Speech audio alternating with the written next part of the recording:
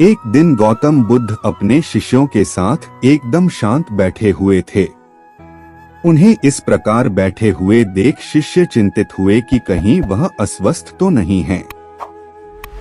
एक शिष्य ने उनसे पूछा कि आज वह मौन क्यों बैठे हैं, क्या शिष्यों से कोई गलती हो गई है।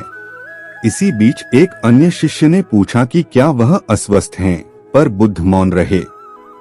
तभी कुछ दूर खड़ा व्यक्ति जोर से चिल्लाया, आज मुझे सभा में बैठने की अनुमति क्यों नहीं दी गई है। बुद्ध आंखें बंद करके ध्यान मग्न हो गए।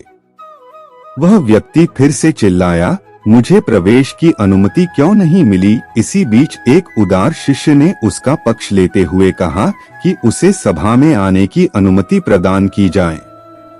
बुद्ध ने आंखें खोली और बोले, नहीं, वह अछूत है, उसे आज्ञा नहीं दी जा सकती। यह सुनकर शिष्यों को बड़ा आश्चर्य हुआ। बुद्ध उनके मन का भाव समझ गए और बोले, हाँ, वह अछूत है।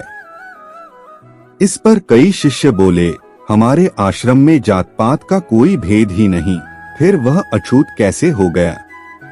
तब बुद्ध ने समझाया, आज वह क्रोधित होकर आया है।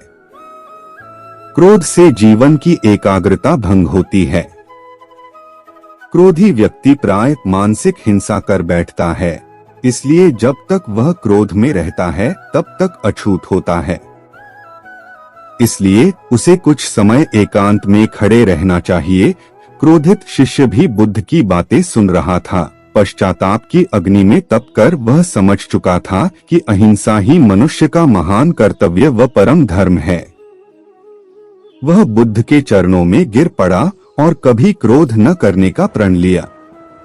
शिक्षा आशय यह है कि क्रोध के कारण व्यक्ति अनर्थ कर बैठता है और पश्चाताप उसे बाद में होता है, जिसका कोई लाभ नहीं मिलता। इसलिए हमें क्रोध नहीं करना चाहिए।